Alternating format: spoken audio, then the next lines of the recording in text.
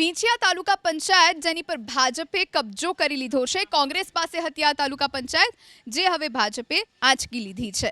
1 ઓગસ્ટે અવિશ્વાસ પ્રસ્તાવ મંજૂર થયા બાદ આજે વિંછિયા તાલુકા પંચાયતના પ્રમુખ અને ઉપપ્રમુખની ચૂંટણી યોજાઈ, જેમાં ભાજપના નીતાબેન ગઢાદરાની પ્રમુખ પદે બિનહરીફ વરણી થઈ, તો ભૂપતભાઈ રોજાસરા ઉપપ્રમુખ બન્યા। આ સમયે કેબિનેટ મંત્રી કુંવરજી બાવળિયા પણ હાજર રહ્યા।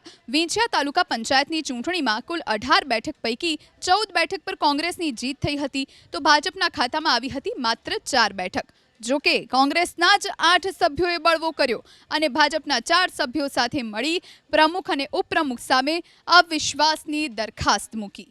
1 ઓગસ્ટે અવિશ્વાસ પ્રસ્તાવ મંજૂર થયા બાદ આજે વિંછિયા તાલુકા પંચાયતના પ્રમુખ અને ઉપપ્રમુખની ચૂંટણી યોજાઈ, જેમાં ભાજપના નીતાબેન ગઢાદરાની પ્રમુખ પદે બિનહરીફ વરણી થઈ, તો ભૂપતભાઈ રોજાસરા ઉપપ્રમુખ બન્યા। આ સમયે કેબિનેટ મંત્રી કુંવરજી બાવળિયા પણ હાજર રહ્યા।